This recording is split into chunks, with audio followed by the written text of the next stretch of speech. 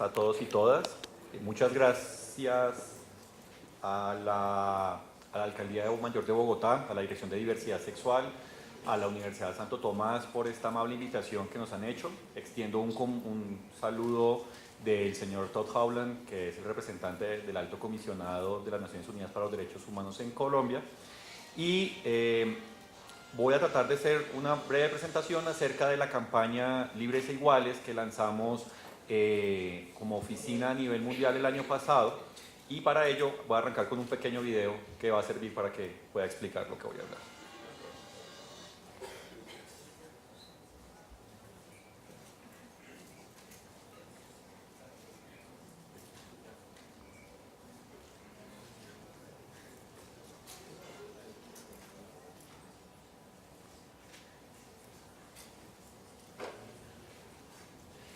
Esta fue una campaña que surge del proceso de documentación de violaciones a los derechos humanos que ha hecho la Oficina del Alto Comisionado a lo largo de los últimos 20 años, que se propone hacer un cambio de imaginario acerca de las representaciones sociales que hay sobre las personas LGBTI y de otras sexualidades no normativas a nivel mundial, por lo cual muchos de los mensajes se han hecho de manera muy general, reproduciendo, como lo mencionaba mi antecesora, de la acerca de los derechos que están contenidos en los instrumentos internacionales de derechos humanos. Ahora sí, vamos a ver el video. On the 26th of July 2013, in Cape Town, South Africa, the United Nations Human Rights Office launched an unprecedented global campaign. Its aim: to combat prejudice, violence, and discrimination against lesbian, gay, bisexual, transgender, and intersex people around the world. Its name: Free and Equal.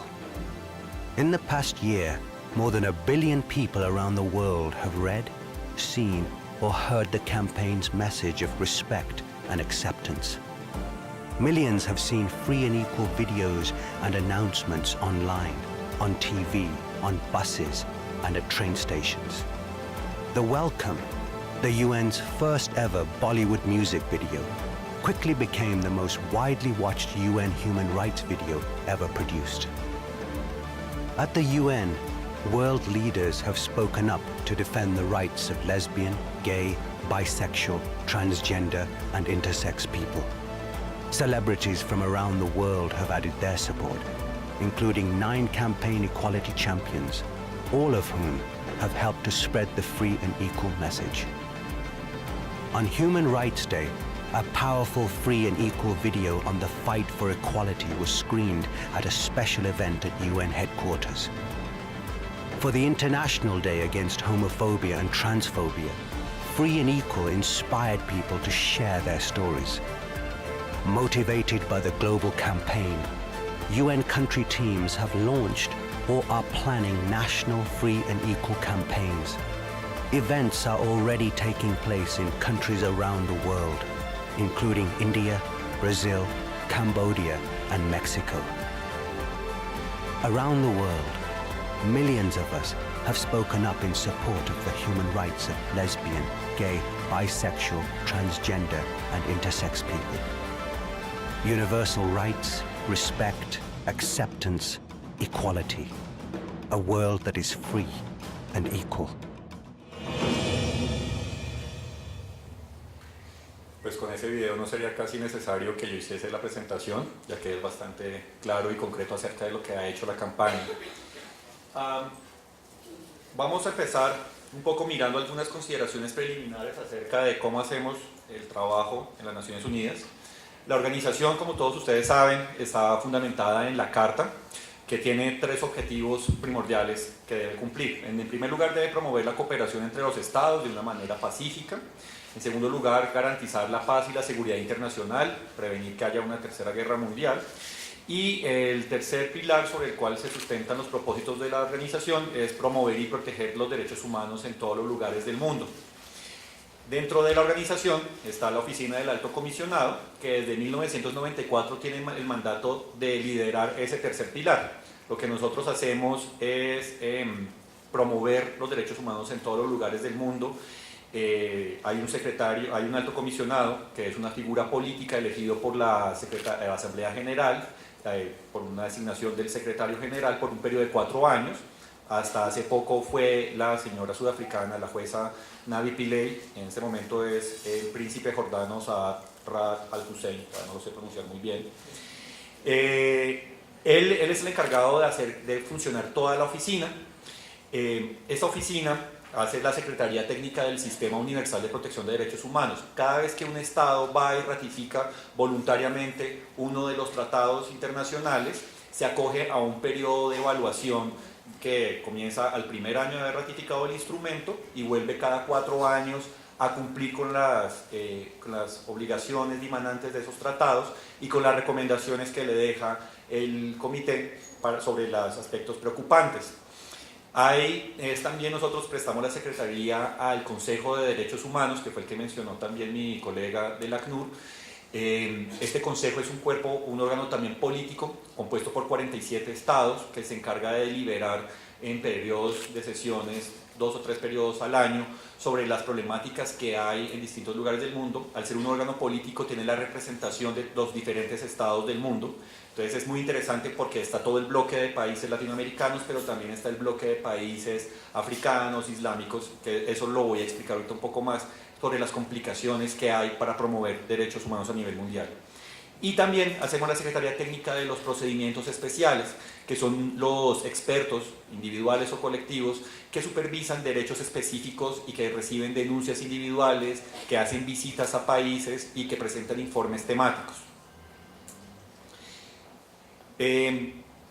A manera de una pequeña historia en este contexto, en 1994 tenemos la primera decisión de uno de esos órganos de tratado, el caso de Tunen contra Australia. El señor Tunen es un ciudadano de Tasmania, en ese momento era parte de Australia, y él dice que el Código Penal resulta discriminatorio porque establece unas penas para las personas del mismo sexo que mantienen relaciones consentidas. Él presenta ese caso ante el Comité de Derechos Civiles y Políticos, lo gana y con eso se comienza a hacer brecha, se empieza a hablar abiertamente a nivel internacional acerca de derechos LGBT. En el 2005 hubo un proyecto de declaración de la Asamblea General que fue respaldado por 86 países hasta este momento. Hay que recordar que esas resoluciones tienen que ser respaldadas por los 193 estados para que tengan el estatus de una declaración. Entonces desde el 2005 se ha venido acumulando más y más respaldo de países. En el 2010 se da el primer llamado del secretario general y de la alta comisionada para despenalizar la homosexualidad y hacer otros llamados de protección de derechos humanos. Mi compañera también planteaba que en 77 países en este momento es delito, está consagrado en el Código Penal que no se pueden tener relaciones sexuales entre parejas del mismo sexo. En 7 de esos países hay pena de muerte y en otros países no hay una cobertura legal específica. En el 2011 se da por primera vez una resolución en este tema. El Consejo de Derechos Humanos reemplaza a la comisión que venía funcionando desde 1948 y en todo este periodo de tiempo, por primera vez en el 2011, se llega a un consenso en el que se dice en un documento oficial que la orientación sexual y la identidad de género son motivos de discriminación y de violencias. En esa declaración le piden al alto comisionado que haga un estudio sobre leyes y prácticas discriminatorias por orientación sexual y identidad de género. Lo que hacemos en la oficina es empezar a revisar todo lo que han dicho los órganos de tratado, los procedimientos especiales, con base a las denuncias y los informes que presentan los estados, y le decimos, esos son los patrones que observamos, ese es el marco del derecho internacional de los derechos humanos, y esas son algunas recomendaciones que se hacen. Entre 1991 y el 2011 se empieza a reconocer que distintos órganos de tratado ya han dicho que el derecho internacional de los derechos humanos cobija plenamente a las personas LGBTI. Eso es importante decirlo porque para muchos países africanos o islámicos hay una discusión sobre que queremos crear nuevos derechos o queremos legalizar prácticas que son aberrantes. Y por eso, creo que lo tengo en la siguiente, se decide hacer una campaña pública que se cimenta en un mensaje central. La Declaración Universal, que todos los países del mundo reconocen que como parte fundamental de la protección, dice en su artículo primero que todos los seres humanos nacemos libres e iguales, que todos los derechos humanos son inderogables, imprescriptibles, interdependientes. Entonces, ¿bajo qué creencia, bajo qué justificación yo le digo a una persona que es menos ser humano que yo? Esta campaña busca crear todo un movimiento de educación pública internacional Ahí me devuelvo a los objetivos de las Naciones Unidas. Al ser un foro de discusión entre los países, no puede imponer un mensaje por sí misma, no tiene una autonomía en sí misma, sino que responde a las tensiones políticas que se dan dentro de la Asamblea General o del Consejo de Derechos Humanos. Entonces, por primera vez en toda la historia de la organización, se logra llegar a un consenso de que se debe lanzar una campaña de este tipo. Lo que se quiere es crear una mayor conciencia sobre esa titularidad de derechos para todas las personas y incentivar debates a nivel nacional. Entonces todos los sistemas de Naciones Unidas que hay presentes en cada uno de los países que lo han reconocido deben incorporar estos mensajes e impulsarlos para que haya una mayor protección legal, un cambio de mentalidad social o cultural sobre las personas LGBTI. Y eso se hace visibilizando actores políticos a nivel nacional e internacional que se comprometen con la causa.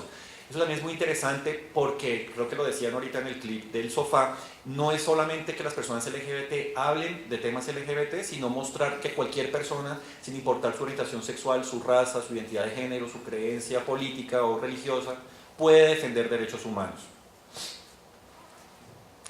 Eso lo hacemos a través de unas piezas audiovisuales, como el video que veíamos, se mencionan diferentes piezas muy cortas con mensajes muy potentes que le puedan servir a diferentes organizaciones de sociedad civil o al sistema de Naciones Unidas o actores políticos comprometidos a alzar la voz, a que puedan ser más visibles en términos políticos.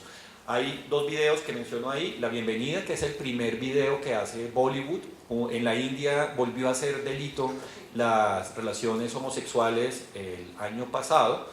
Entonces, crear el primer video que sea en el mismo lenguaje, con el mismo idioma, con los símbolos que usa el cine, fue muy poderoso y ha logrado más de 500 millones de visitas en la India.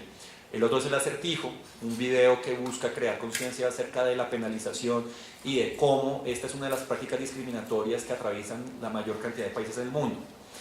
Hay una apuesta por crear defensores de igualdad. Acá yo menciono nada más actores, como el caso de Ivonne Chaka Chaka, ella es una cantante en realidad, en Sudáfrica, y que empieza a decir, ok, en África, a pesar de que digan que no es una práctica tradicional, que no es de nuestra cultura, ella se para y alza la voz para decir que sí son seres humanos, que sí son africanos y africanas y que deben ser respetados.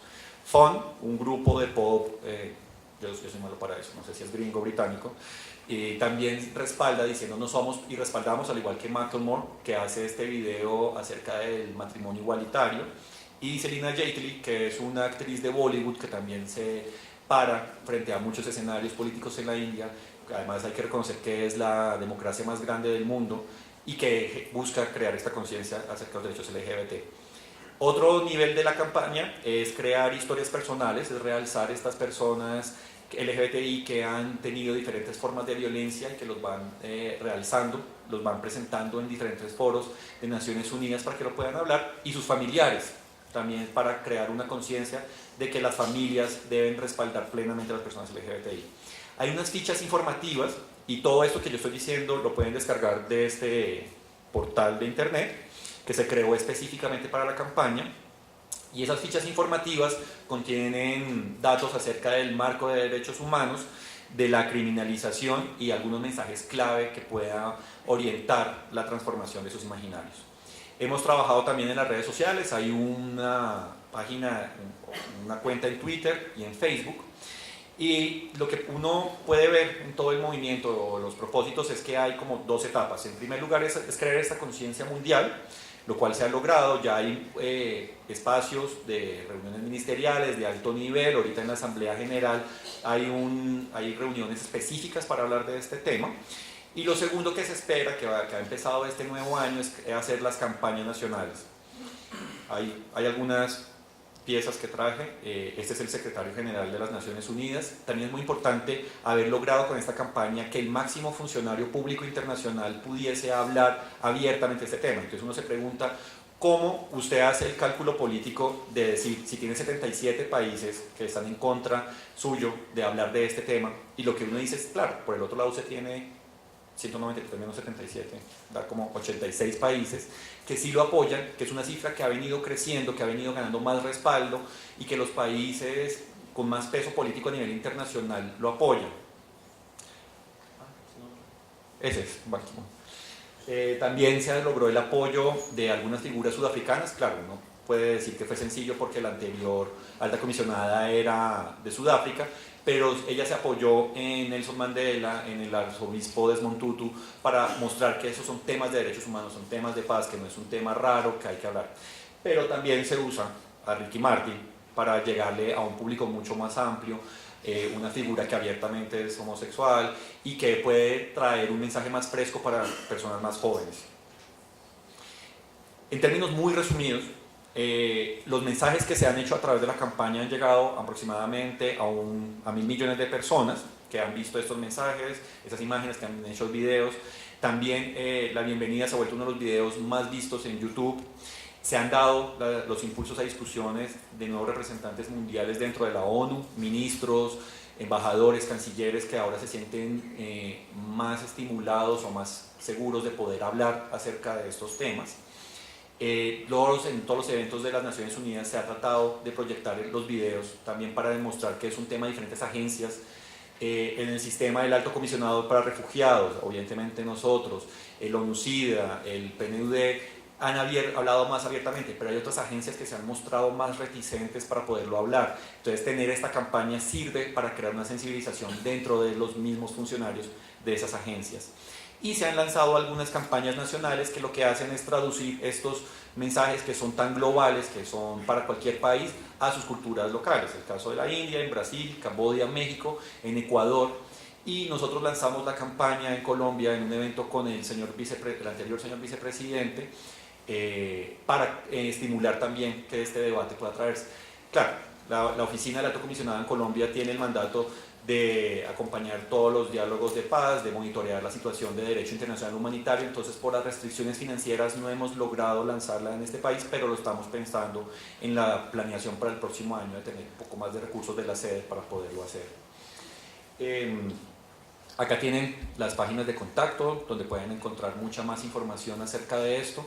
Y yo creo que lo importante es posicionar este mensaje, ¿no? Que si la Declaración Universal nos promete un mundo en donde todos somos libres iguales, no deberíamos tolerar ni aceptar ninguna creencia religiosa, política, cultural que vaya en contra de esos ideales. Muchas gracias por su atención.